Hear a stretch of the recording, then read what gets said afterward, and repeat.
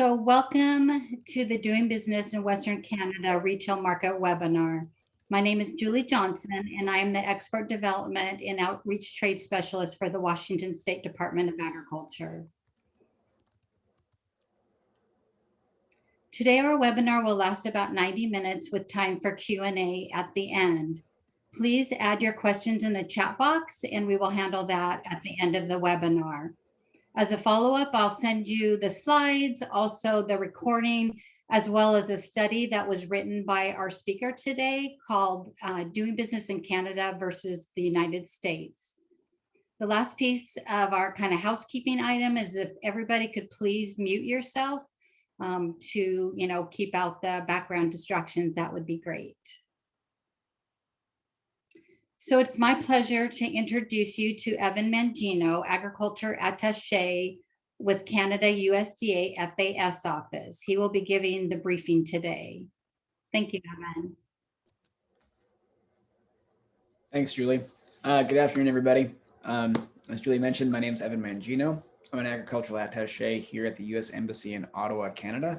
I work for the U.S. Department of Agriculture and the Foreign Agricultural Service. We are a USDA agency with 96 offices in 76 countries around the world. We are here overseas working in foreign embassies to help you guys export your products to foreign markets. So please get my contact information at the end of the presentation, as well as the contact information for my colleagues here at our offices in Toronto, in Ottawa, and Montreal. But if you have any questions regarding the Canadian market after this presentation or in the months and years ahead, please know you can always contact us. You can always reach out to us to help you in that process. I also continue to work through Julie and through Elisa and the other great folks in the Washington State Department of Ag, as well as WSDA, the Western United States Agricultural Trade Association. We are a big team, all here to help you succeed in your export endeavors. All right. If we can get rolling on the slideshow, I will take up no further time. It could be that I just don't see the slideshow, and that's my own shortcoming. Oh, there we go. Right on. All right. So thank you all for joining us this afternoon. We are talking about the country of Canada. And why are we talking about the country of Canada? Well, Canada is a massively important market for United States agriculture. It is our number 2 agricultural, or I should say it was our number 2 agricultural export market in 2020. It was the number 1 agricultural export market in 2019, 2018, 2017. And then for years and years and years before that as well. Canada remains just an absolutely integral market for US agricultural exports, in part because it is so close, for a number of other reasons that we will talk about shortly. Suffice it to say, $22 billion of exports last year in 2020, and of that $22 billion total, $17 billion was what we consider to be high-value consumer-oriented food and beverage products. Next slide, please. And here's where you see those numbers broken down for you. And when you want to talk about the importance of Canada as a market for what we call consumer packaged goods, or for beverage alcohol, or for other high-value consumer-oriented products, like the products that you're probably producing and providing into the world market, you can see Canada is twice as large as the next largest agricultural export market for high-value consumer-oriented products. It is a really important market, and it is also the number 1 export market for a number of US products, things like beer, wine, and spirits, soft drinks, snack foods, confectionery, sauces, pet food. It's a crazy thing that within that $17 billion, we have whole categories that are 800, 900, over $1 billion. And we just think of them as like, oh, right, yeah, that's $1 billion there, and that's $1 billion there. And sooner or later, it begins to add up to real money. 17 billion, in fact, but it's a really high value market. There are a lot of US products in this market. We'll talk a bit more, or Robert and Patrick will talk a bit more about the range of imported products that really make up the Canadian retail landscape. But Canada is a country that does have a lot of imported products on its shelf. And we happen to be about 25% of all the Canadian products in a grocery store shelf. And you could have seen in that pie chart in the last slide that we've got a pretty dominant share. Yeah, sorry, there you go. That we've got a pretty dominant presence here. However, there is additional competition in the market. Canada has signed 2 free trade agreements with 2 large trading blocs, one of them being the EU, the other one being the TPP, Trans-Pacific Partnership member countries. It's a group of 9 other countries besides Canada across the Pacific Rim that are providing products into this market. All right, next slide, please. little bit of fun, hopefully keeping it lighthearted and quick, not to bore you or lose you. Canadian trivia. If you are the average American, maybe like me, you might not have known a whole lot about Canada. You might look at Canada and think, yeah, I know, trees, bears, beavers, I get it. But I came here 4 years ago as an attaché and just committed myself to the fact that I knew relatively little about Canada and that I would be open to learning as much as I could. Luckily, I loved hockey, and so I fit right in. So good trivia question for you. Who won the first ever NHL game? And the answer is the Montreal Canadiens. That is that logo on the left. The Ottawa Senators, believe it or not, they were around in 1917 when the NHL was first formed, and they lost, the hometown Ottawa Senators, because I'm here in Ottawa, lost to the Montreal Canadiens. And the Canadiens right now are playing in the Stanley Cup semifinals. They've got Game 5 coming up tonight. Should be a good one. They're playing against Las Vegas. The series is tied 2-2. I'm personally rooting for the Habs, hence my blue and red. Also, America, red, white, and blue. Why not? Next slide, please. All right, real quick market overview. And I'm not going to delve too far into things that Patrick and Robert are going to cover later in their presentation. But really important things for you all to know about the Canadian market. One of the things that's really essential to doing business within the United States as a country is that we have something called the Interstate Commerce Clause. And this is kind of a thing that we probably take for granted, but you can move products freely from one state to another inside the United States. That piece of legislation doesn't really exist in Canada. It's so restrictive in Canada that actually within the last 5 years, Canada passed a free trade agreement of Canada. They tried to get a free trade agreement between the provinces to try to bring down interprovincial barriers. But suffice it to say, it has not been that successful. And when two provinces can kind of, have a little bit of butting of heads, they sometimes shut off trade and products between one another. And so you might have heard about this a couple of years back, but BC was threatening Alberta to not let their oil come across BC and go out to export markets overseas. And so Alberta said, fine, BC, that's the way you're going to treat us. We're not going to import any of your wine. And so they just cut off all sales of BC wine in Alberta. And that's the way it was.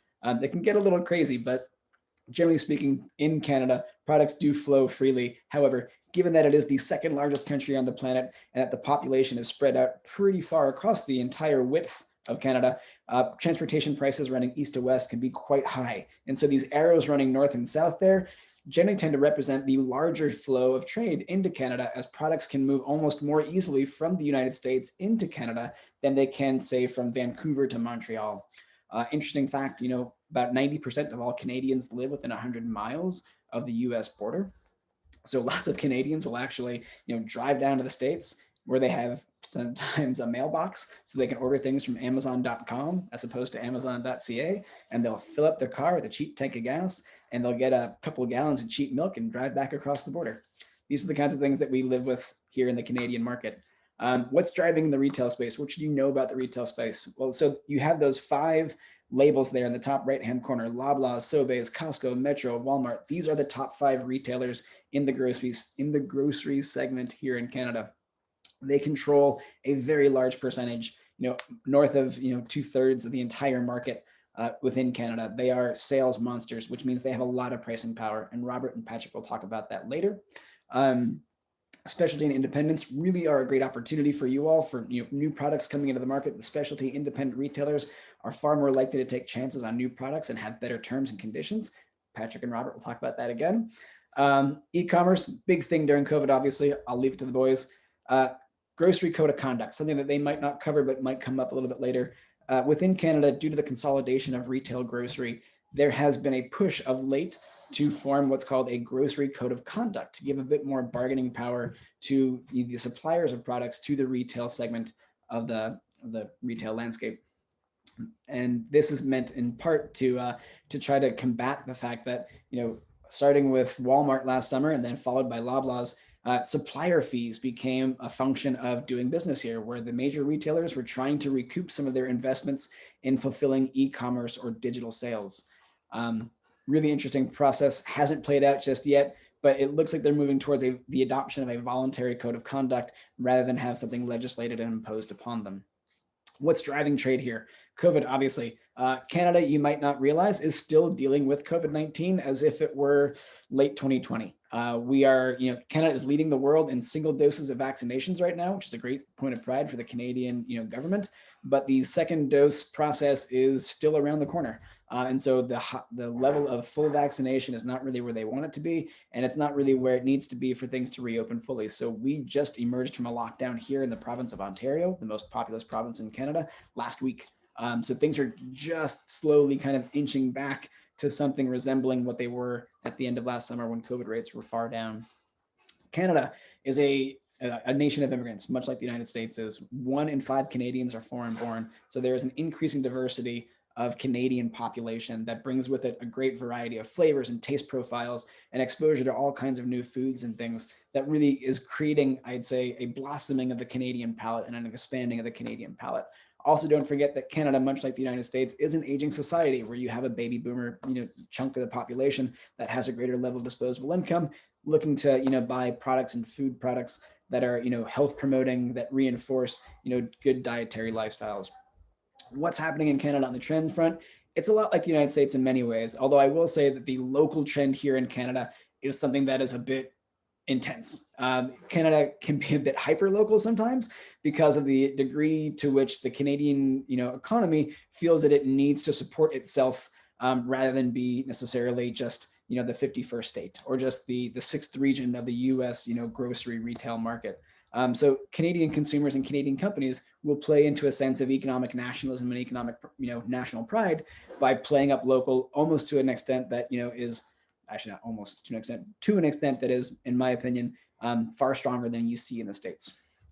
But just like in the States, clean labels, simpler product packaging, innovative packaging designs, sustainable, recyclable packaging, these are all things that will sell well in the Canadian market. And plant proteins are up here as well, gaining in popularity. Next slide, please. Okay, I'm not going to go into this too much because this is going to be the purview of Robert and Patrick, but you have all those crazy logos there on the side just to show you that when you're dealing with one of these 5 major retailers, it's not like you're just dealing with one entity or one unit. The Loblaw company has all of these different individual banners underneath its umbrella. And so depending upon where you are, depending upon what segment of the retail grocery market you're looking at, you can see any one of these different logos. One thing to underscore also is the prevalence and the popularity really of discount grocery here in Canada. Discount grocery, all the major retailers have a discount chain, where you get lower prices, kind of a less, frilly, so to speak, consumer experience, but that's meant to pass on savings to the Canadian consumer. Canadian consumers are notoriously price conscious.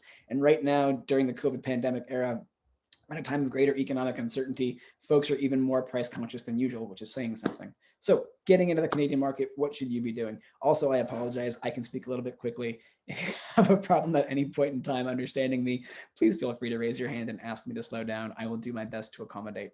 But generally speaking, I just try to give as much information as quickly as I can. I'm from New Jersey. It's just a force of habit. You've already done, I think, taken the first step. You've talked to your state. You've been in touch with USADA. You've been in touch with the Washington State Department of Ag. That's a great first step. These people are here to help you. They're there to support you. They've got great resources. Take advantage of them. Use them. They want to help you. Next, make sure you're doing your homework.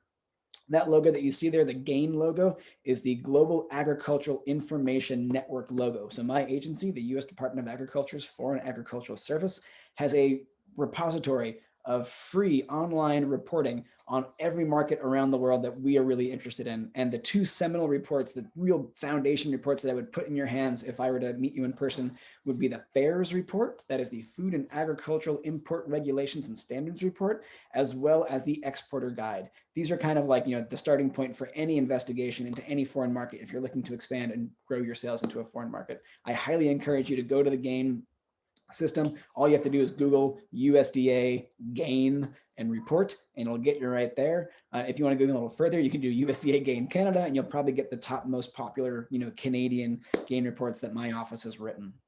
Finding a partner, Robert and Patrick will talk to you all about that. That's coming up. That's great. And last but not least, learning the rules. Canada is an independent country. It is a sovereign nation. It has its own food safety rules. Even though the United States and Canada have a food safety systems recognition arrangement, which gives us unprecedented access to the Canadian market and really a favorable position to be in because Canadian consumers know and trust the food safety and the quality of US food products, you still have to abide by Canadian rules. That's going to include labeling, bilingual packaging, things like that. The nutrition facts panel, it is different. The way that you list your ingredients, that is also different. So making sure that you have a product package that is formulated to meet Canadian requirements is essential, but also things like health claims, certain, food additives or, processing aids that you can and cannot use in Canada that you might be able to use in the United States. These are all things that you need to understand and learn to succeed in this market. That FAIRS report that I told you about earlier, great place to kind of begin your exploration of Canadian food safety rules. Next slide, please. This is a great thing that I learned when I came up here 4 years ago. So I got 2 small children. They're 7 and 10 now, but they used to be 3 and 6, right? When I first got here. And when we were going into our first, winter, of school in Canada, they talked to us about, making sure your kids are properly dressed every day because they go outside for recess. And we're like, okay, well, it gets kind of cold. I guess they'll just come in. Guess what temperature children in Canada will come indoors for recess? Negative 22 degrees Fahrenheit. It's negative 30 degrees Celsius. When it's anything above negative 22, your kids are outside all recess, running around, throwing snowballs. If you can pack the snow, usually you can't because it's too light and dry, but they are out there getting their fresh air all winter long. It's pretty amazing. Suffice it to say, I spent a bunch of money on snow boots and snow pants while I was here. Next slide, please. What are the advantages of US products in the Canadian market? You'll see them all there on the left. One thing that I will zero in on pretty clearly is USMCA. And if you're not familiar with the term, USMCA stands for the United States Mexico-Canada Agreement. That is the successor to the NAFTA, North American Free Trade Agreement, that went into place in 1994, which is itself the successor to the US-Canada Free Trade Agreement, which went into place in 1989. The USMCA basically just means that 98.5% of all US agricultural products have free access to the Canadian market, and you will not have to pay duties or tariffs, and it's just free and open and easy.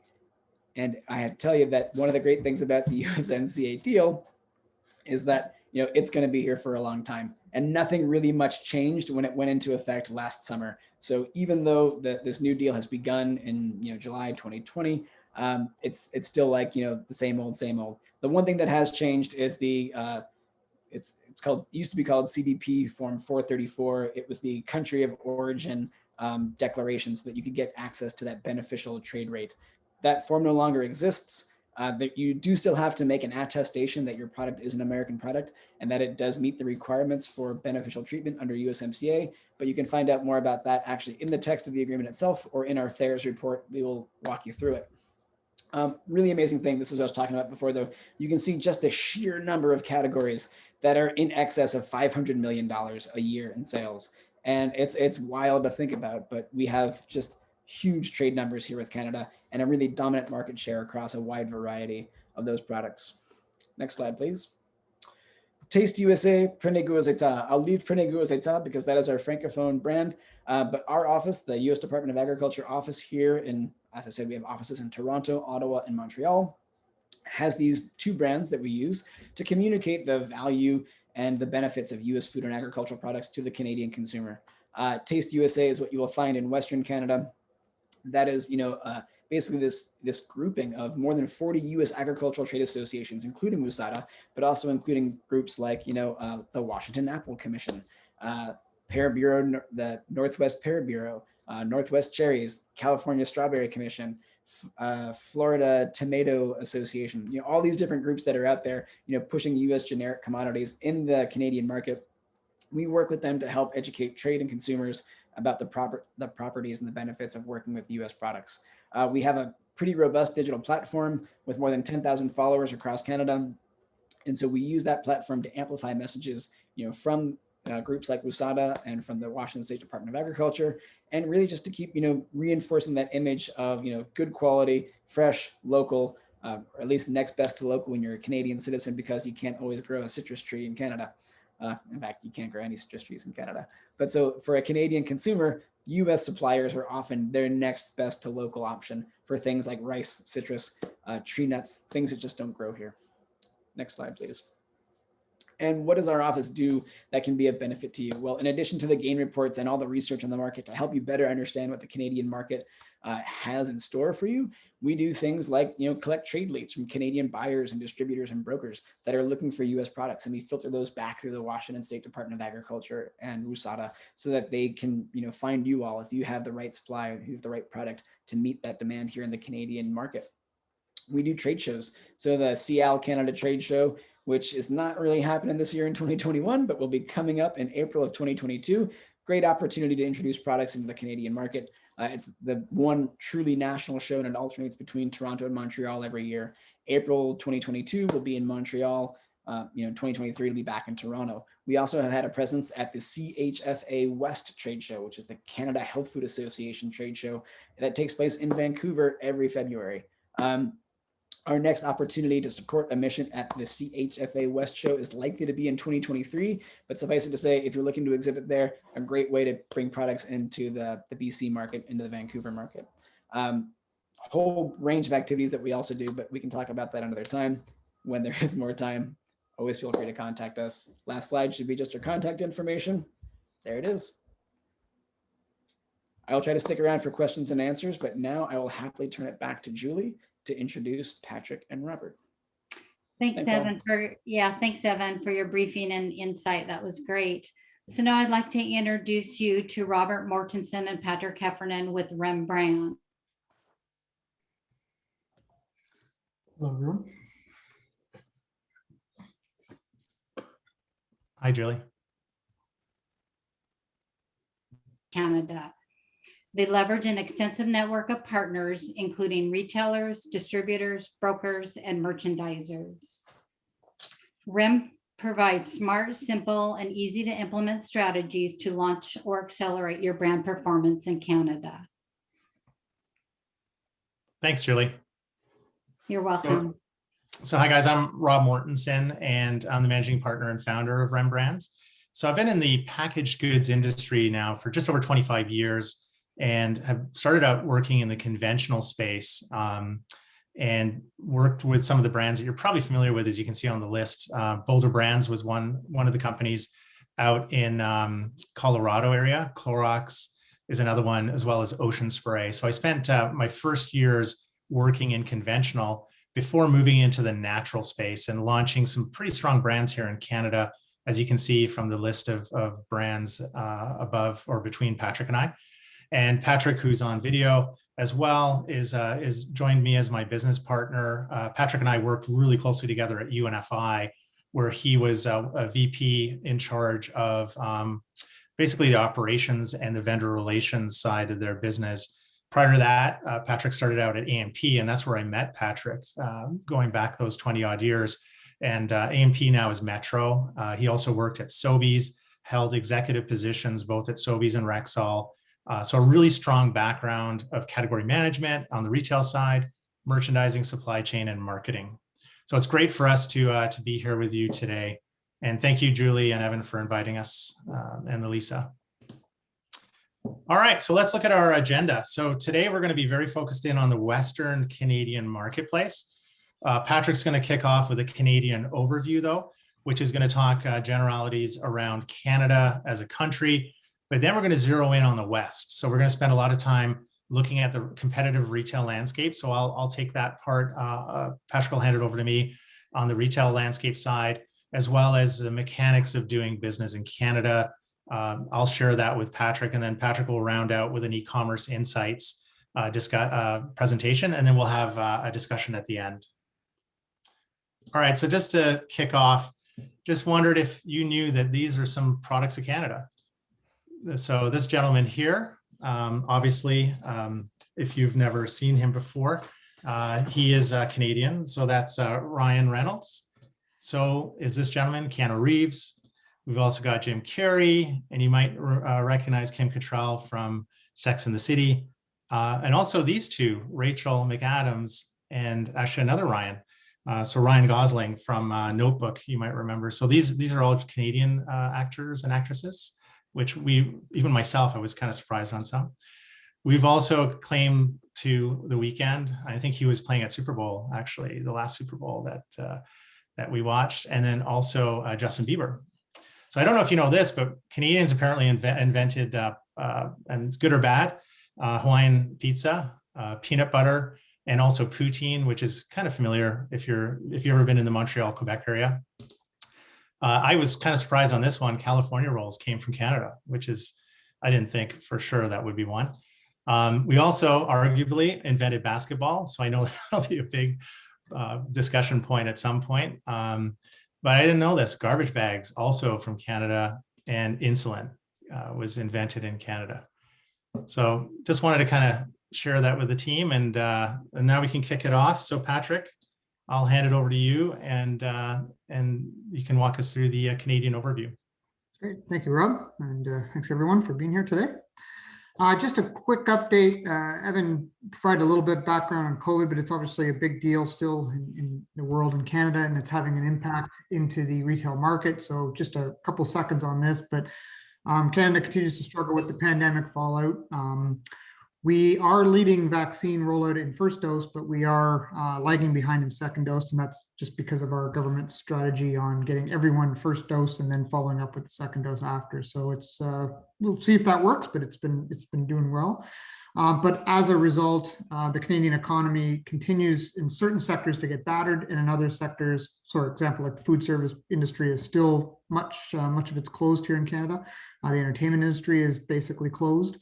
However, the grocery industry has been doing very well since COVID and continues very strong performance. So from your point of view, what you're looking to move into in Canada potentially in the future has seen very strong results in almost every situation, in every category since COVID launched. So grocery industry continues with very strong sales. Retailers have moved away really from reactionary mode into recovery mode. And that has surged a lot of e-commerce expansion with not just the regular players like Amazon, but a lot of retailer websites have expanded, and delivery services have exploded to ensure that Canadian consumers get the products that they want.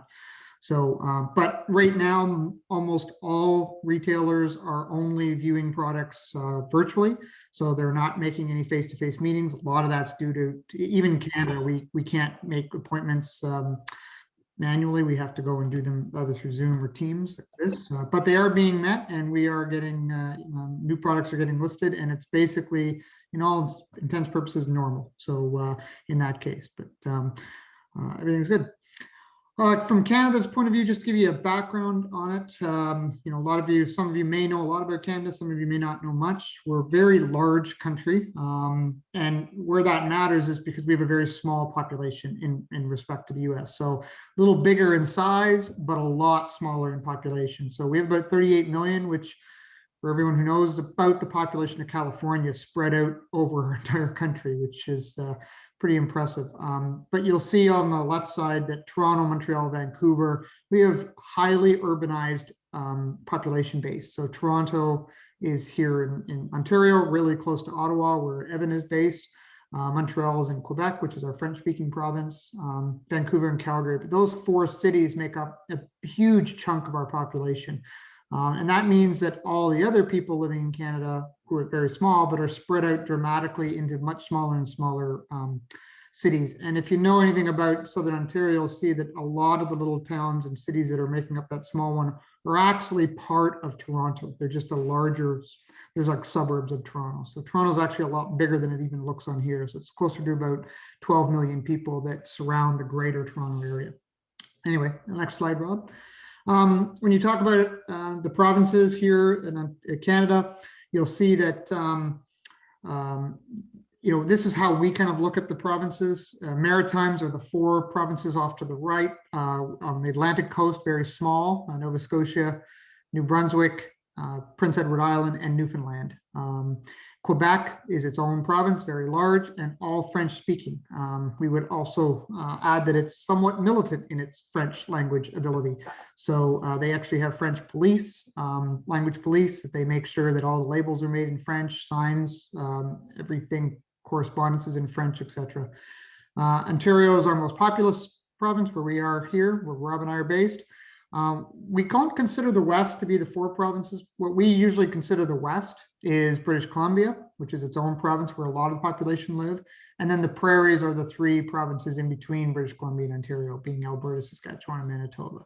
So second largest country in the world, but one of the smallest populations in the world. And we do have 6 time zones. So another thing to consider, even when you're in the West, but outside is being on the West Coast, like most of you are, it presents potentially some challenges reaching out to people on the East Coast, similar to what you would in the US. And the one thing I just wanted to make is we have, unlike the US, which some people don't realize, you don't have an official language. You obviously is English, but Canada designates 2 official languages, English and French. And that means everything has to be in both languages. Signage, street signage, product signage, everything. So that makes a big difference for products coming into Canada, as Evan alluded to. Thank you, Rob. Next slide. As Evan pointed out, you can see the population density between, just to give you an example, between Canada and the US, you'll see that a lot of concentration in that blown up picture on the right. You'll see right above the chart is that Toronto-Ottawa corridor. That's where, you know, a lot of the population live within Canada, but you'll see all the light yellow area. There's basically no one living there. So most of our country is similar to what you would find in kind of Arizona, Nevada, not the desert, but the population density. So Ontario, as a reminder, we have 38 million, 15 million live in Ontario. So almost half of the population live in one province within one area. It's a bigger area, but it's one area. Quebec then makes up the next biggest at 8.6, and BC, which is in the West, is 4.4. So the BC market is the biggest market in the Western provinces. The other 3 get much smaller as you move between Alberta, Saskatchewan, and Manitoba. And as Evan pointed out, 90% of the people live within 100 miles of the US border. So it's kind of a unique point. And just at the point there where you guys have the dollar, just so you know, we don't have paper currency in $1 and $2 now. We've moved about 20 years ago to coinage. So it's just a little interesting tidbit of information. From a demographics point of view, I think Evan also alluded to this. Our demographic, we're in the middle of a census right now this year, 2021, but we're about 1 in 5 is where we expect to be visible minorities in Canada. The big difference between Canada and the United States, as you can see off to the right, huge Asian population density. So East Asian, South Asian, and Southeast Asian make up the bulk of our immigrant status here in Canada. So very small Latino type population density here in Canada, which is a lot different than you might find in the US. And the reason that's important is obviously taste profiles change with that immigration profile, et cetera. So a lot different than you might expect. A lot of people think we're similar, but huge Asian immigration and huge Asian population density here in Canada with what we have. And in the West, just to zero in on the West province, which is what you're looking for, they have 4 large provinces, but only 30% of our population live in those provinces. So BC, Alberta, Saskatchewan, and Manitoba. And BC and Alberta are home to 80% of that population. So those are the 2 provinces you really want to focus on getting in and moving products into Canada, if that's where you're focused on. BC is a great market to get into it. Within those provinces, highly urbanized population. So majority of people living in those 4 cities that we mentioned, Vancouver, which is in BC, just north of Seattle. A lot of you may know where that one is. Calgary and Edmonton are in Alberta. They're very close to each other. And then Winnipeg is in Manitoba. There's not much in Saskatchewan other than wheat fields, literally wheat fields in the south and mosquitoes in the north. That's about it. So just laughing about that. So Rob and I get it. But anyway, that's Western Canada. So Rob, back over to you for some competitive retail landscape. Hey, great. Thanks, Patrick. Okay, so let's look at the landscape in Canada. So we start off with this chart here that I think is very informative. The size of each of these bubbles is relative to the revenues of each of the companies. So when you look at Canada, overall, our grocery business is about 90 billion in sales as an industry. We've got a significant concentration of retail players with the top 3. That would be George Weston, Empire Company, and Metro on the grocery side, making up about 75% of our market. So George Weston, this big bubble, would be Loblaw, No Frills, all of those accounts and banners that Evan had shown you, which we have again in our section of the presentation. They're definitely the biggest player in the market. Empire Company, though, and many people don't recognize these names even if you are a little familiar with Canada, but they represent Sobeys and Sobeys banners, which is the number 2 player in the market. You're going to recognize Walmart and Costco are in here as well. Walmart coming in here as a fairly big player themselves, and Costco as well coming into play. Now, you do have a lot of other smaller players, but it is a very highly concentrated market, as you will see on the next couple of slides. When we talk channel, when we're looking at the grocery channel, it's still the biggest channel. So looking at 60% and slowly being eroded as a share to club, which is Costco, and mass, which is Walmart. So club and mass are number 2 and number 3 in terms of channel. The drug channel comes in. You can see it's a little bit smaller here. And then general merchandise you can see coming in, and then you have all other. In terms of e-commerce, though, it was mentioned earlier in Patrick's presentation, but we are a significant market now in terms of e-commerce. So we've grown about 10% of the number. And Patrick's got a really good presentation, few slides that'll talk e-commerce specifically. When we look at some numbers, and these would be a look at pre-COVID, and then we've also got in the middle of COVID numbers, but this is essentially speaking to that concentration that we talk about, where you can see Loblaw coming in as a 29.1 share of all commodity volume dollar, Sobeys coming in at 14.3, Costco coming in at 12.7, Walmart at 12.3, and then you see Metro just coming in right under the 10. Overweighty is a chain we're going to talk about that's from Western Canada, owned by the Jim Patterson Group. And then we've got co-op. So we've got a small co-op operation here across Canada, and then the all other. So it's pretty striking to see, though, that if you add these first few up, it's a big chunk of the population. But to Evan's earlier point, you're going to see there's banners under every one of these 3 big players here that you have to get a good understanding of. So this is a look at some data that's coming in Q4 2020. So Loblaw is still a big player, number 1, 27 share during COVID. Sobeys has actually grown in share over the last couple of years because they've bought Safeway. So Safeway is a banner in Canada separate from the US banner. It's separately owned. Sobeys bought Safeway.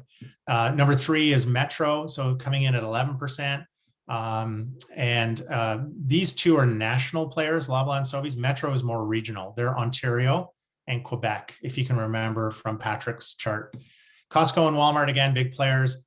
Costco, is a really steady player. Walmart came in the 90s, and they weren't able to get the big share that they were expecting. I think in the US, it's about a 30 share of your market. And it's because of the phenomenal sort of defense that was put up by Loblaw and Sobeys in particular. And then the remaining players are very fragmented in terms of the pie. So we wanted to take a quick look at some of the categories, looking at some of the snack items, and that might be related to perfection. We also got some other items in here. So confection is a $3.7 billion category, growing at 1.8%. Salty snacks coming in at just under 3 billion at a steady +6. Then we get into some of the bakery, like Little Ray's items. You can see we're at 1.7 billion, and it's up 4%. As you go through some of the sauces, I know we've got some companies on the sauce. I think Dot Soul and Taste of Snow Valley. These are big categories, guys, well over $1 billion. You do get into some of the smaller size categories. So I've got dessert mixes, which I know we've got some companies coming in on the dessert mix side. It's 100 million. I mean, it's still big dollars. You can see popcorn. I think there's some popcorn in the group as well. I'm not sure if it's Perfection, Harvey's, or Excel, but you can see we're at $230 million category. Gum was interesting for all of us. We're not sure why it's up 8.1%. People might have, maybe it's their own breath and those masks. I don't know, but it's up significantly. But we wanted to show you just relative what the size of some of these categories are. Pet food, we did on our own. So I know we've got a company, Scratch and Peck, that's on the group call. This is a massive category in Canada, $4 billion in sales. We did see a little drop down in 2020, but it's going to bounce back up. This is a $5 billion category forecast to be that size over the next 7 years or so. So it's a big market, and it's actually grown considerably since people have joined in on the pet craze after COVID. So let's slow it down a little bit and look at some of the retailers. So you can see, as we're going to go through, we have one of these slides for every one of the players in the presentation. But if we're looking at a retailer overview for Loblaw, this is definitely the #1 player in the market with a 30 share approximately. Loblaw's has got 2,500 locations across traditional grocery, discount superstore, drug formats, ethnic formats. There's 400 natural store sets that they've got built into many of these banners. So it's a store within a store that they've created.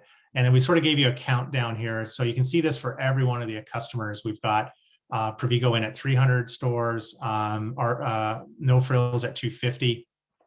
The stores that relate to the Western market, and you can present to Loblaw and you can go just to Western Canada in through some of the banners, but it's Extra Foods, No Frills, so that's your discount banner. Wholesale Club is also out west. T&T, which is an ethnic play. It's like an Asian seafood type of grocery market. And then also the real big one is Real Canadian Superstore.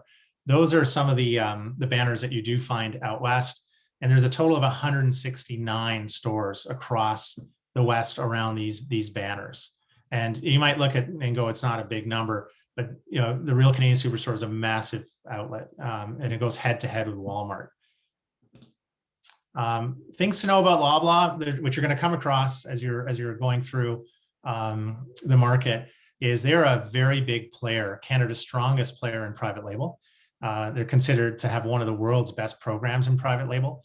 You may or may not know this, but Canada is very similar to Europe in many ways. We've got a very big private label platform with many brands coming in at about 20 to 50% share, many private label products coming in at a 20 to 50% share of a category. And you might not, you might be surprised, but Loblaw does look for unique brands that are coming in, and they would want to work with many companies that have something very unique as an offering and possibly ask you to make their private label for them. So that's something to think about. You just want to be always very careful. You want to grow your brand if that's your mission. And you don't necessarily, if you don't necessarily want to play in the private label arena, it would be something for you to really, have that understanding set before you go in and talk to Loblaw. But you can see there's many labels here, banners that are under Loblaw. So Sobeys, same sort of information. They're up to that 22 share that we talked about. And you can see, again, all of the banners listed with all of the store counts. For Western Canada, the big ones would be Thrifty Foods, a great banner. Used to be a big independent in the West. Freshco, which is a discount banner. Sobeys is the other one in the West as well. So these are really strong. Safeway obviously is a big one out west. These are very strong banners, and Sobeys is very strong in Western Canada, funny enough. So they've got a just under 400 stores that you could consider for listing your items. Looking at the next big group, this is the Jim Patterson Group in the West, and you can see that this is a very wholly Western Canadian company. So the Jim Patterson Group is out of the BC market, very diversified holding company. They've got many divisions spanning automotive, advertising, media, entertainment, obviously food and beverage, 13 billion in annual sales. And what I've done here is, what Patrick and I have done is just laid out all the different banners. Save On is your biggest banner, 265 locations. And then you can get into some of these smaller accounts, which I think is really important. Evan mentioned this at the front, where even though it's the big Jim Patterson Group, you can still work on a smaller level with Choices, which is owned by Jim Patterson Group. They're a great account in the lower mainland of the Vancouver area. Nestor's Market is another one, Nature's Fair, and relatively low point of entry. Like Save On Foods is probably going to have a $20,000 listing fee to get in. But if you go into these accounts, you could probably oftentimes get in with a free case of each of your SKUs per store. Looking at Whole Foods, a lot of folks are going to say, well, Whole Foods, you know it from the US market. Whole Foods is a great account, one of our favorite accounts in Canada, However, there's only 14 stores between BC and Ontario. 7 are in the West. They're leading, cutting edge. Many of the independents in the markets really look to Whole Foods, and they key off of Whole Foods in terms of listings. So it would be really important that you do get into Whole Foods. That would be one of your first stops, is to get into Whole Foods if your products qualify. And again, Whole Foods is going to be very strict in terms of the ingredient list, and they're looking for really clean products as they're coming into the market. Now, Whole Foods has said they're going to grow. We might grow to another 30 stores in the market. We would love that because we love dealing with Whole Foods. And then going back to, some of the smaller accounts that I think the independents, we call them the natural independents. This is a look at the rest of the market, aside from the big players. And you've got Fairway Markets on the island, 10 stores, great stores. You've got Friesen Brothers in Alberta, 15 locations. You've got Nutters, which is across the West, 24 locations. These are really important stores for you to pitch, and you would pitch them individually through your partner network here in Canada that you're going to develop. But there's about 100 plus locations that you could be in with your product. And these are all your early adopter accounts. So if you're trying to build word of mouth around your brand, consumers that will come into Community Natural Foods, they're going to blog or write about your product. They're going to be very vocal about it. There's a lot of very educated consumers that are into health and wellness that would really, I think, be a great vehicle to promote your brand. And again, the barriers to come in are relatively low. We're talking one free case of product for each store per SKU. London Drugs, another great account. It's a drug chain, but it's so different from your regular drug chain. It's got it's an account that sells prescriptions, but also food items. And you can also buy your TV, you can buy your computers at London Drugs. These are very powerful stores. 82 stores out west. They go head to head with Shoppers Drug Mart, which is another banner that is across the country, nationally owned by Loblaw.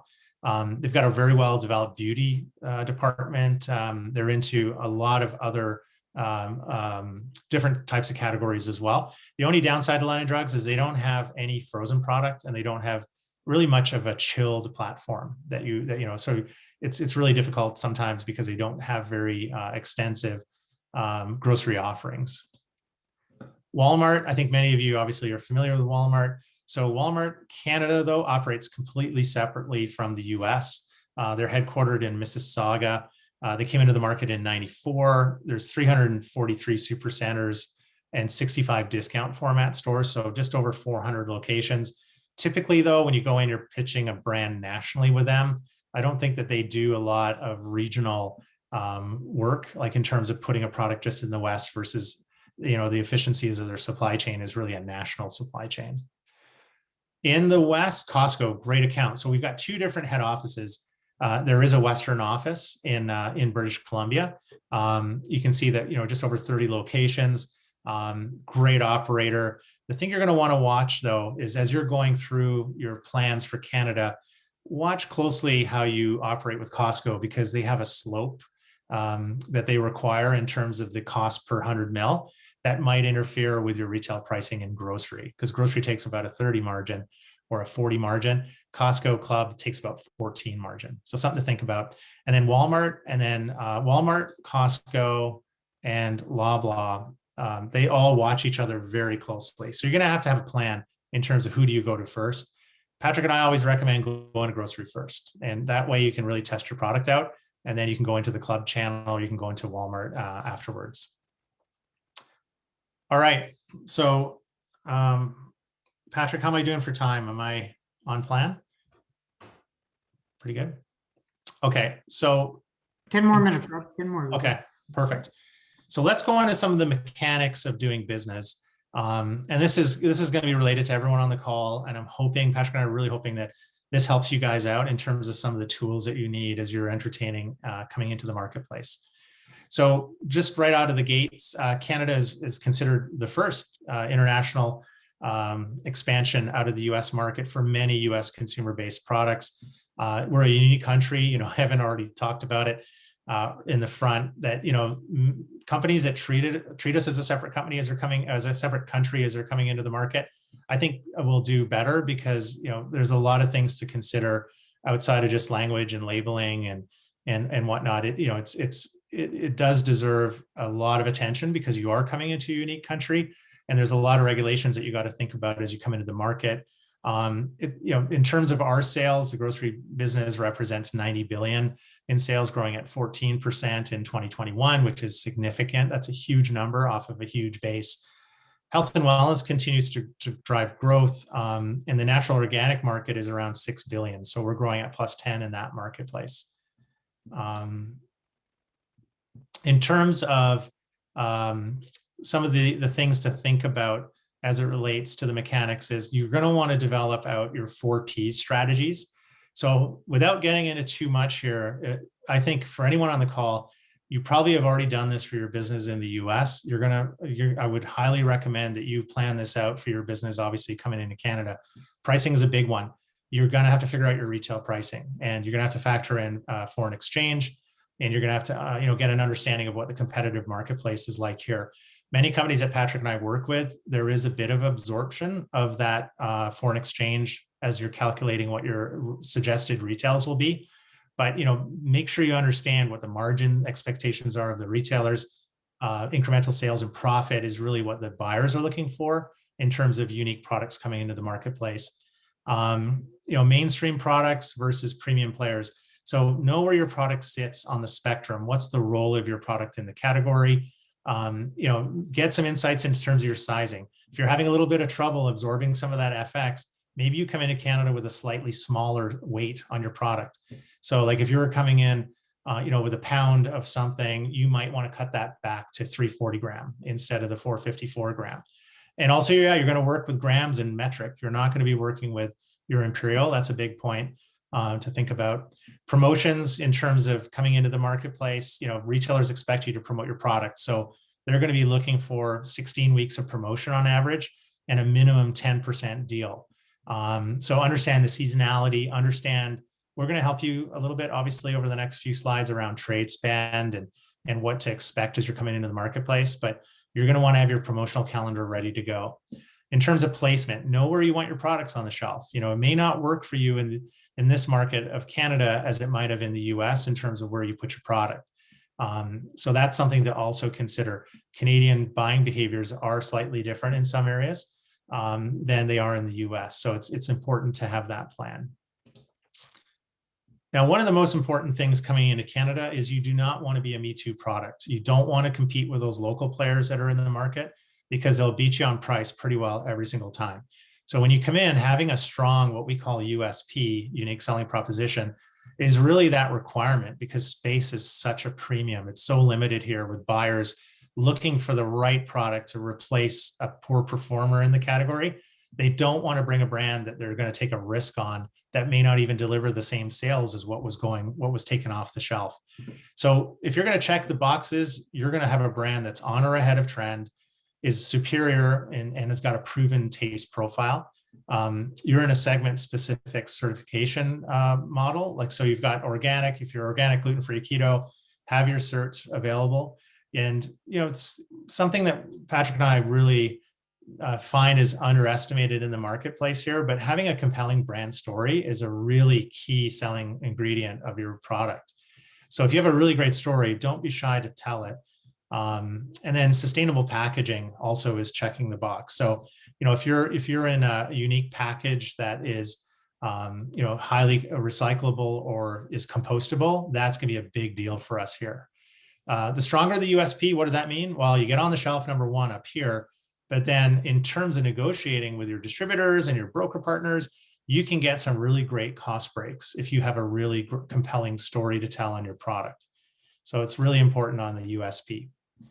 Trade promotions, trade spend. So here's what we've laid out for you guys. And, a lot of this is going to be in the book that we're going to send you guys, as well as the study that you're going to receive. But in terms of retailers, they're expecting a trade spend anywhere from 5 to 15% on your category. So, if you've got a business that is 100,000 in sales, well, they're going to expect $5,000 to $15,000 back to them in purchasing flyers and in-store features.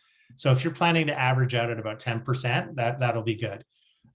In-store features, flyers, these are the sort of things that your money's going to buy. And we call them MCBs, manufacturer chargebacks, that will be deducted, and you're usually dealing with a distributor. And know that the distributor price is what the MCVs are calculated on, not your cost going into the distributor. So it's really on the distributor's cost going into the retailer. So that's a big watch out that I want to make sure everyone's aware of. In terms of margins and selling prices, retailers, you can expect them to be at 30 margin, all the way up to 50% margin.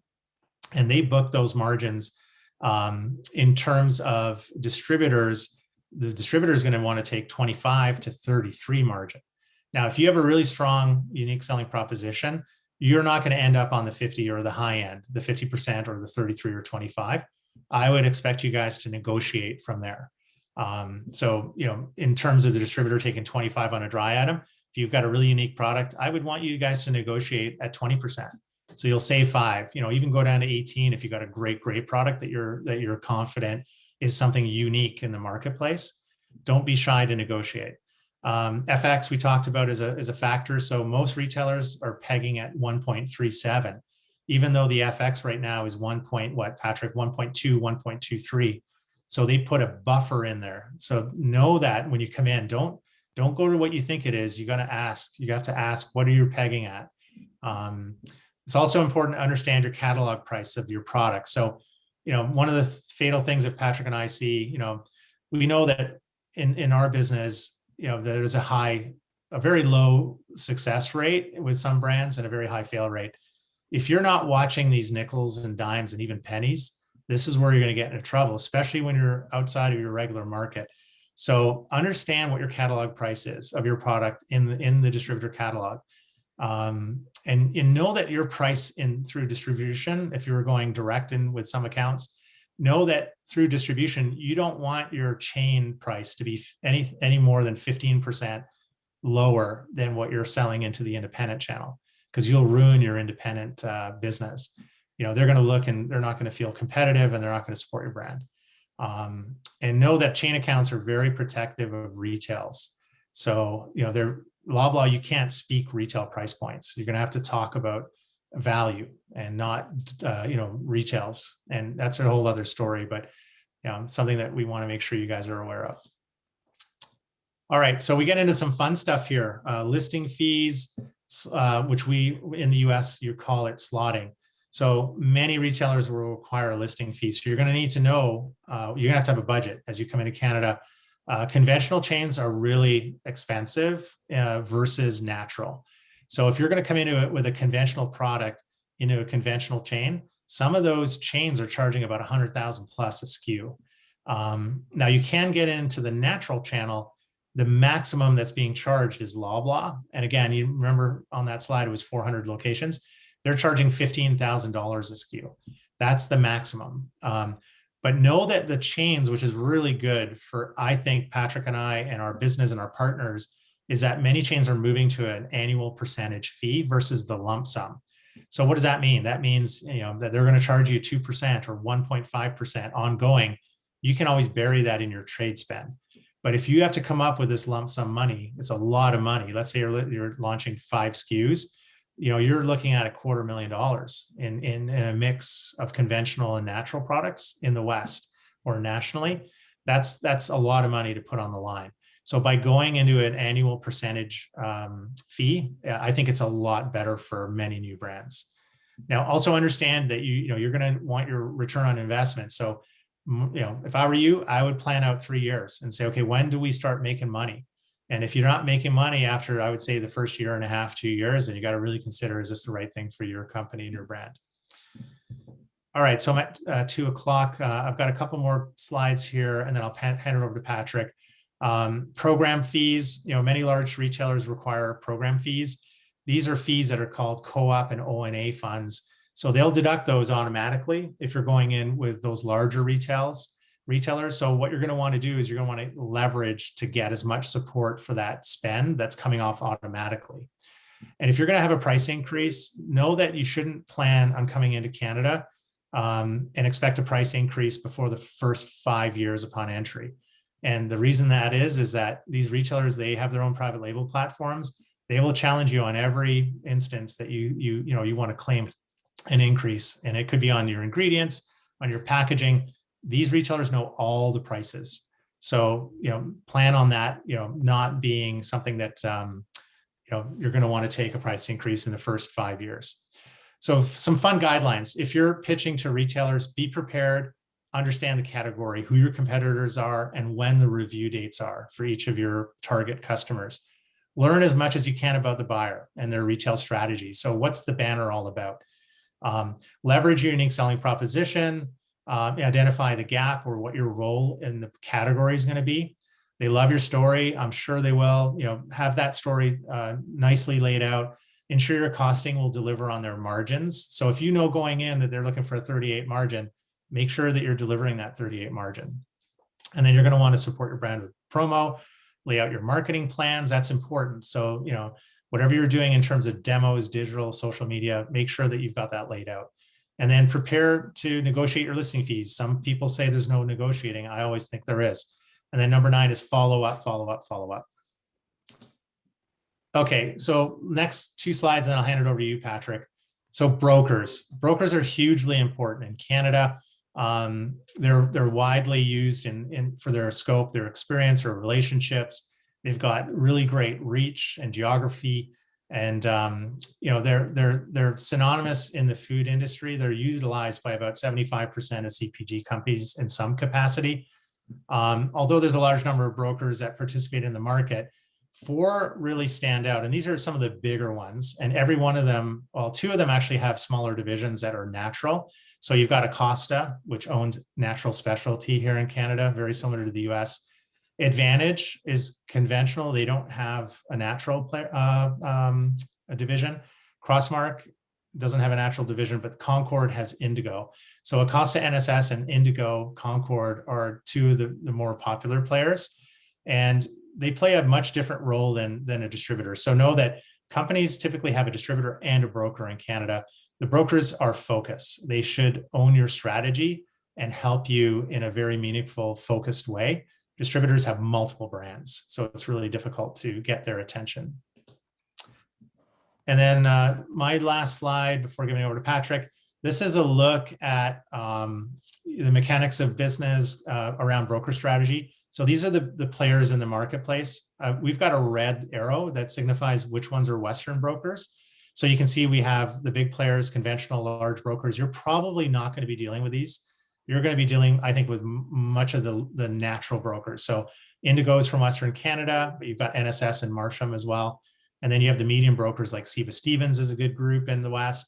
And then much of these smaller boutique brokers are also Western based. So we wanted to pull those for you guys just to make sure you have a list of them. Patrick, I'm going to hand it over to you with 4 minutes over. Okay, thanks, Rob. I'll go quick, guys, and leave some time for some Q&A. So as Rob mentioned, originally my background is heavy into distribution and retail as well. So it's a little area I know a lot about, but obviously when you come to Canada, you have to have a distribution strategy that most suppliers work off distributors. You can have a direct option, but it's a lot complicated in Canada to get to where you want to be. But most large retailers, when you approach them, even some smaller ones, do expect you to have a distributor model ready to go. If you don't have that ready, you should not be presenting products. So it doesn't work where, hey, let me get my product listed and then I'll figure out the distributor model. Figure out how you're going to get your product to the retailers before you start presenting to them. In Canada, we really only have 2 big options for national health kind of related distribution, which is Tree of Life, which is owned by KeHE in the US, and Unify, which is owned by Unify US. So both big US companies have presence here in Canada. Horizon, though, is a very strong player in Western Canada and one that you may want to look at. They do have presence here in Eastern Canada, but their home turf is definitely in the Western provinces, and a good player, a very good distributor to try to align with. There's a lot of conventional options exist, but because of those are conventional options, size-wise, not a lot of them like to play with small startup companies. It's just too much work to get them going. So really Unify and Horizon are great distributors that will take the chance and risk on smaller companies. But you also have the option here to do 3PL, which is third-party logistics, which is you just get a distributor to import your product into Canada or export from where you are, import here. And then you can leverage that and get it off to someone else, to another distributor, to third party it. But initial launch years are generally relying on distributors. rarely do I see a company that comes into Canada with their own distribution model, like their own trucks, etc. So it just doesn't really happen. And DSD, just for the sake, I just want to clarify, is direct store delivery, meaning directly from your factory or your production company right to the retailer. So think about Coke, Pepsi, sometimes milk companies do that. Distribution strategy, we've put in here a lot of different distributors that exist. Obviously, this is not all of them, but this is a good chunk of the major players. Again, we did the same thing, red arrows to representing Western ones or Western-based ones. So you'll see Horizon there, the big natural ones. There's actually, the West is very well established with a lot of small distributors, just the way they've grown up. Canada ends up being very consolidated and usually with larger, bigger players here in Canada. So whether you're a natural product looking to get in, it's kind of the box in the top left, you got some produce ones, again, good representation in the West in produce.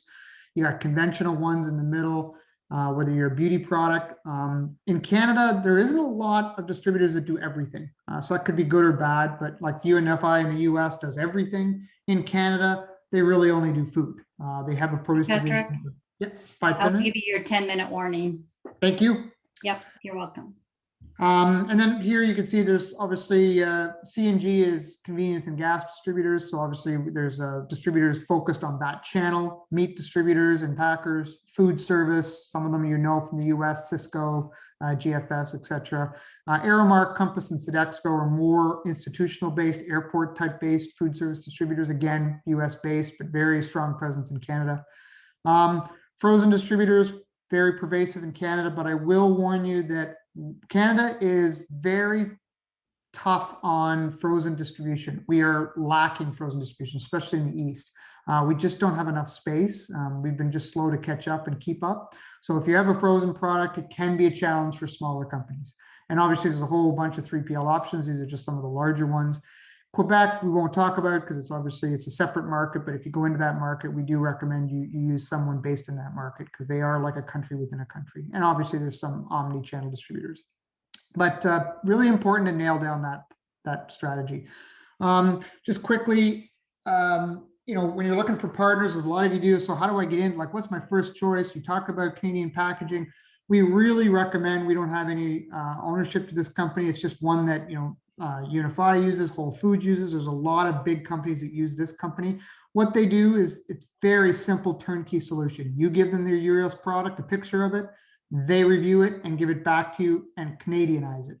Yeah, it costs you a couple $1,000s, and basically they take all ownership for it. So if they're wrong, they'll pay for the changes, etc. But they really look at all rules and regulations, ingredients, they look at claims, they look at language, they work with Health Canada and the CFIA, which is the Canadian Food Inspection Agency. So in the US, you have the FDA that does both. In Canada, we have 2 different government agencies. One looks after food, one looks after health products. But Source is a really good option. Just, their website's down below, but great partner if you're looking for it. And Rob, the next one, obviously, this is one that everyone overlooks, is a customs broker. You've got to get your product over the border. It sounds pretty simple, but coming from a distributor, you wouldn't believe how many trucks get stopped at the border because they don't have their paperwork proper. There's nothing worse than you having arranged, got a product listed, everybody's waiting for it, and it's sitting at the border for weeks and weeks because you didn't fill out the paperwork properly. So these guys charge literally, I think it's $70, $80 a PO. And they do all the paperwork. So GHY is, again, we don't have any affiliation, but a really good partner. Canada, they do business in the US. Both Source and GHY are heavily involved in both Canada and the US. So really good companies if you want to look at it. But these are kind of the foundational partners that you really want to look at before coming into a market. But this is an overlooked area. And then quickly, I'm just going to summarize a couple e-com, some questions on how the e-commerce business in Canada is doing. Obviously, we have similar models to you in the US. We have marketplaces, which like Amazon, Loblaw now has a marketplace, Walmart has a marketplace. Marketplaces are where you can buy everything, even more than what the retailer bricks and mortars would have. That's what a marketplace is. We also have a really well-established e-com sites based on all the retailer markets. So there's a lot of retailers now that have their own sites, like Healthy Planet. Sobeys has one now, Nutrition, etc. So we have a lot. I think Rob and I were talking pre-COVID, Canada had one of the, I think we were #1 in the world in internet usage, but we were lowest in the industrialized world on online purchases.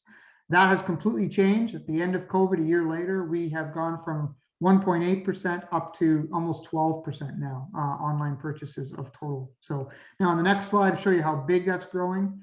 We're now at a $59 billion internet based market. So online purchases, you can see over on the right, kind of who owns the big shares. So third-party merchants, a whole bunch of them own about 6.7. Amazon is the next biggest, most dominant player here with almost a 4 share. And Walmart has a 3.4. These are their marketplaces. So Amazon and Walmart are marketplaces. But you can see Apple, all the different companies here. So it's growing dramatically. You can see the big jump COVID had in 2020 and where it's expected to grow. So we will be very close to $100 billion within 5 years. And that's a big jump from 5 billion about 10 years ago. So really jumping up in volume. The next slide, Rob, just quickly, where sales are coming from, online frequency. Again, you can see a lot of this in the deck when we provide it, but online, similar to the US, we have a lot of people using it infrequently, like 2 to 6 purchases a year. And then the hyper elite far off and to the right, you'll see are like 8-9%. So these are the people that are basically ordering once a week almost online. But I draw your attention to the bottom left chart where it shows 15% of groceries are purchased online versus say 62% of apparel. And the reason for that is food is still, we don't have, because of our size and dynamics on logistics, you can't deliver chilled and frozen effectively in Canada. No one does. So Amazon Prime, for example, does not have chilled delivery here in Canada yet. So what that means is a lot of consumers still order their products online if they don't want to go into the store, but then they do curbside pickup. And that's considered a bricks and mortar purchase. So it's not considered an online purchase. It doesn't go into these numbers. So we just got to remember, if you order it online and it gets delivered to your home, it's an online purchase. If you go and pick it up, it's not an online. But this basically we're trying to say here is the e-commerce market has dramatically changed in Canada over the last year, and that's really been driven by COVID. We've had significantly more lockdowns in the US, which has forced Canadians to abandon their normal ways of shopping. Grocery shopping used to be the average Canadian shopped 6 times a week. It's down to 1.2 trips a week now. We just don't want to go into the store. We're a little gun shy. We just want to get stuff online or curbside. So that's e-com. And then the next slide, a little bit more, just I think we have one more. Yeah, just gives you an idea. Marketplaces, again, marketplaces sell everything. Amazon has a 72% awareness of online consumers. So they are the big dominant player. That being said, if you're like a pet food company, a lot of smaller pet food companies that people who have pets are familiar with. So there are, Walmart marketplace is strong, but this is a really good option now versus 2 years ago. We would have said getting into the e-com market in Canada really wasn't worth the effort. It definitely has changed now, and this could be a good way if the listing fees and the market that you kind of some of you are a little shy at. This is a great way to test the market. So really growing. And then the next slide, Rob, I think is that was it. That's it. So got us back on time. So marathon, good man. So I apologize for a lot of information, guys. I know it's a lot to get thrown at you at once, but I guess hand it back over to Julie for some Q&A. Sounds great. Thank you. Let me find, we do have a question in the chat box. Sure. And let me find it. It had to, I don't see it. Okay. It's from Dinesh. Are there any opportunities for exporting dairy products under USMCA? That's a good one, Patrick. Yeah, I can do that. Yes, there is. We still have a closed system and it's quota based, which means you have to have quota to bring in core dairy products. So this is milk based products, so not non-dairy products. But the quota has increased dramatically. There are brokers in Canada that can help you secure quotas, especially if you're a smaller player. But it's a lot easier than it used to be. And there is quota available. And Evan, maybe you want to jump in more on that. Oh, you're breaking up. Oh. All right. Nope. All right. Let's try this. Oh, that's better. Better now? Yes. Yeah. Sorry, y'all. I had gone onto the Bluetooth headphones.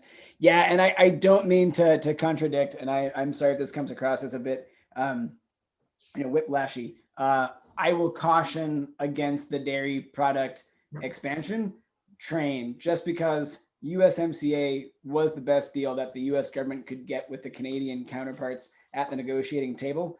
but the increase in the amount of access that we have under USMCA is not that significant. It's not going to be enough volume to build a brand, say, even at a regional level, let alone at a broader level, just because of the way that the Canadian government is allocating the quota to the importing, companies. So in many trade agreements, the exporting country holds the quota and allocates the quota, not with Canada.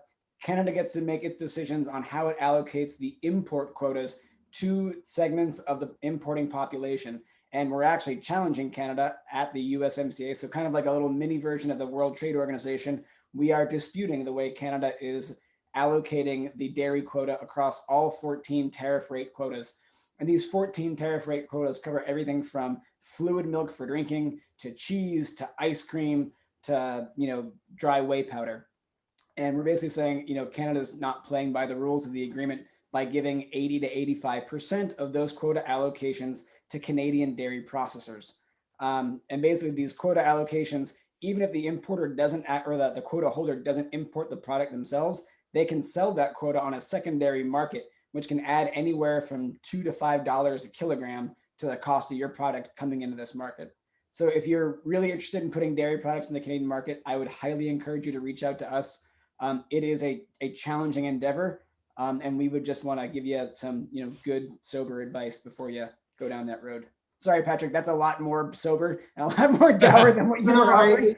No, you know what? It's good feedback, Evan, because I was looking at it from a small player point of view, but like, my last role, we had, you guys know Chobani was coming in and they wanted to buy 1 million pounds. We found it.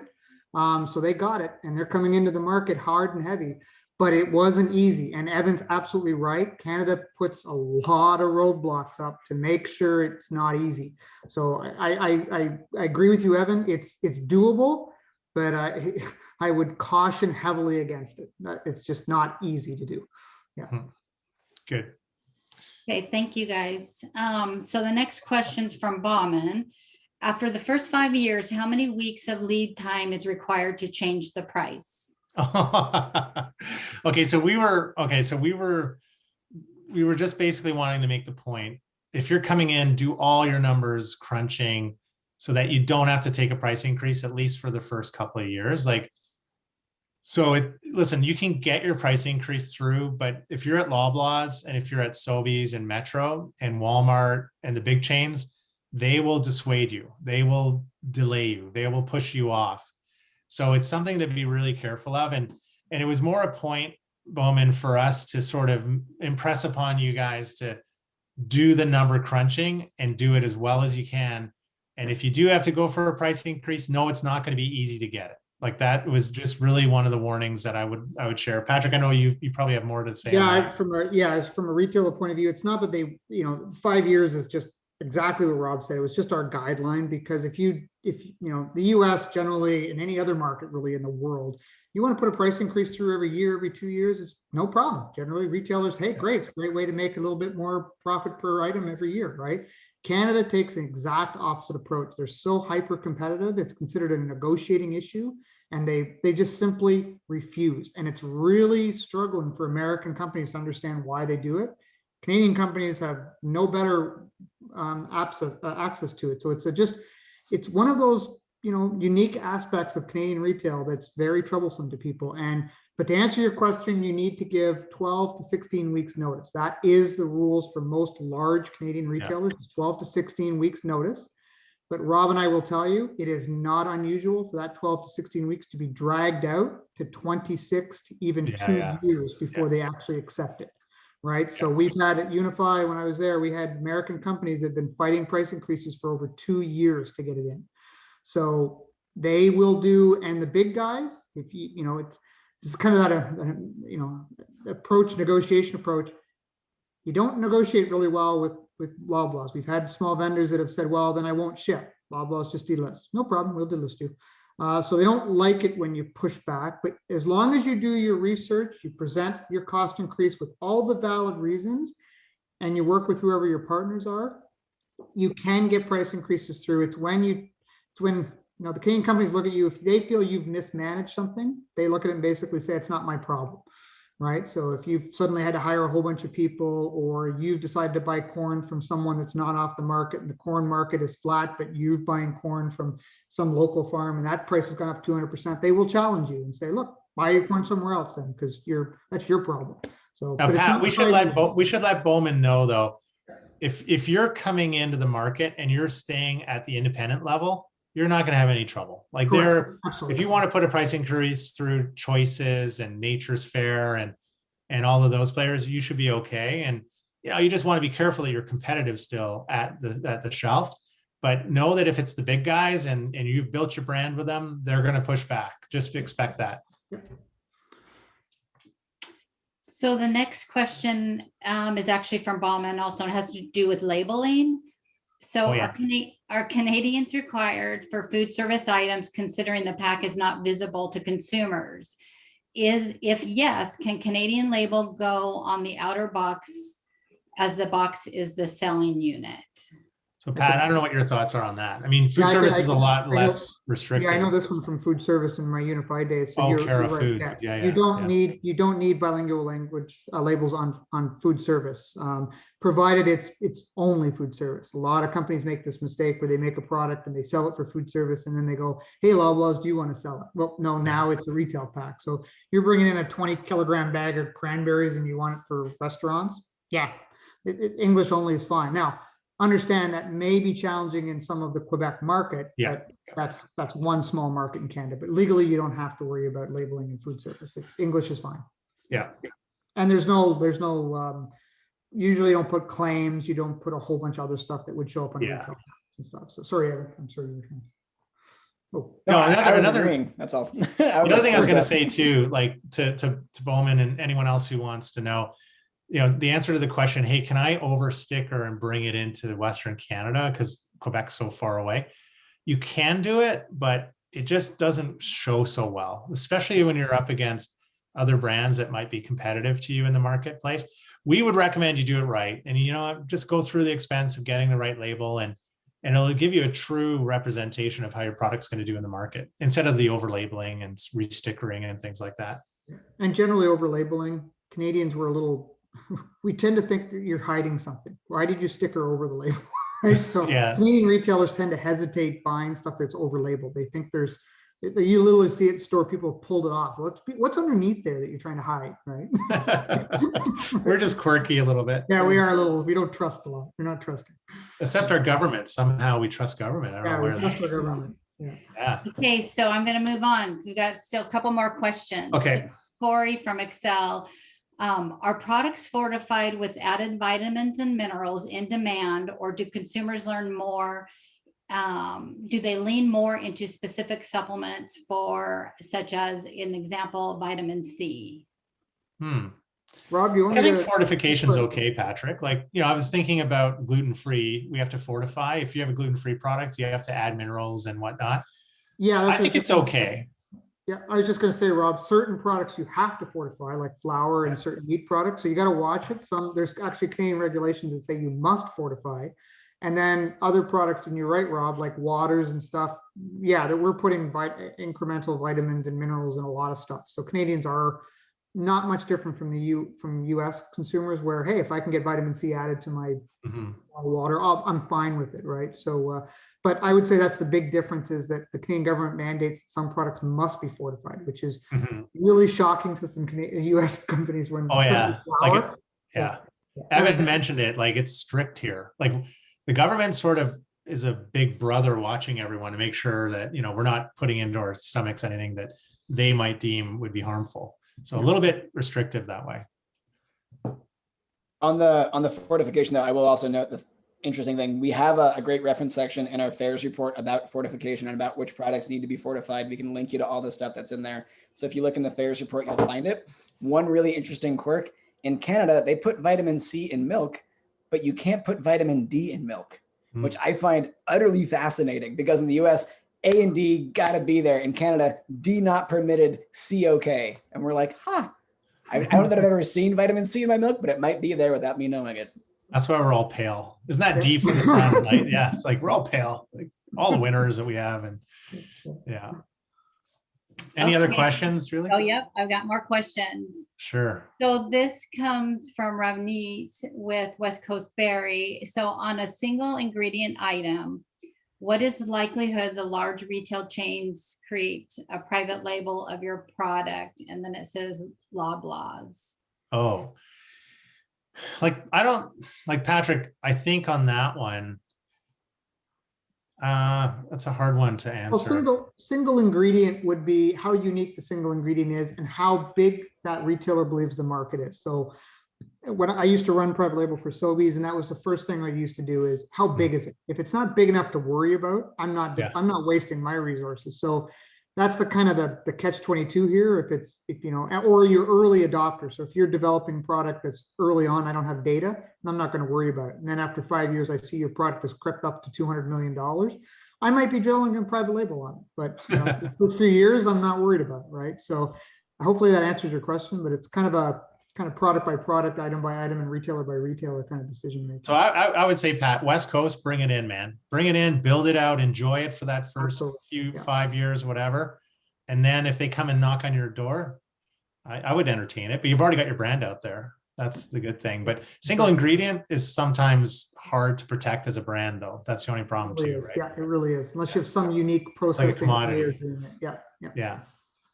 Evan, did you have something to add or just shake it? No, okay. Oh, good. Concurring. Okay. Enjoying it. So the next part, the other question here from Ravneet.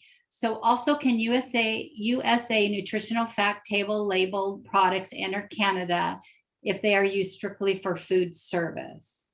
I think we answered that. Oh, the nutritional, Patrick. Yeah, That nutritional. They can. Yes, they can. Yeah. they can. Evan, can they? Yeah.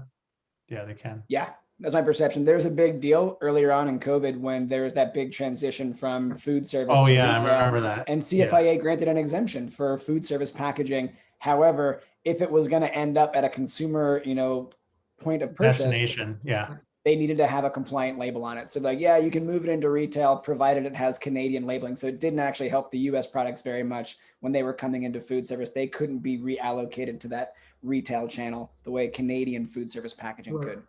Got it. Okay. All right, we're on the same page. And just a clarity point, sorry, the difference between Canada and the US is you can bring in anything into Canada, you just can't sell it at the retailer. And I believe, Evan, that US, you can't bring stuff across the border if it's not ready to sell. Like that's the slight difference in the US. No, the other direction.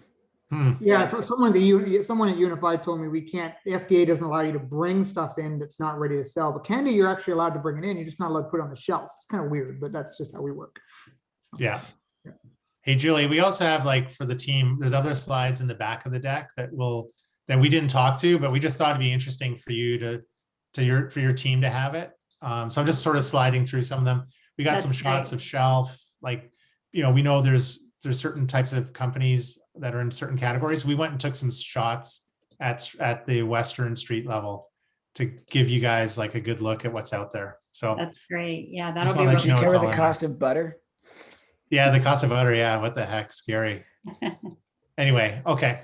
Cost of butter is $3.99 a pound. That is wait. Where do you buy your butter, Patrick?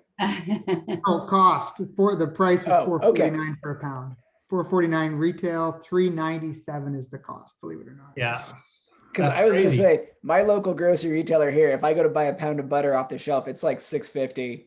Yeah, you're buying the premium stuff. You're buying the high end, money. Mr. High End. Yeah, believe me, in my office, when Costco puts butter on sale and it goes at like $4.25, we all run to the store and we go stock up our freezers. Oh yeah. Yeah, it's ridiculous. But Evan's using real American money. Like we have that colorful Canadian play money. Yeah. And it's not worth as much.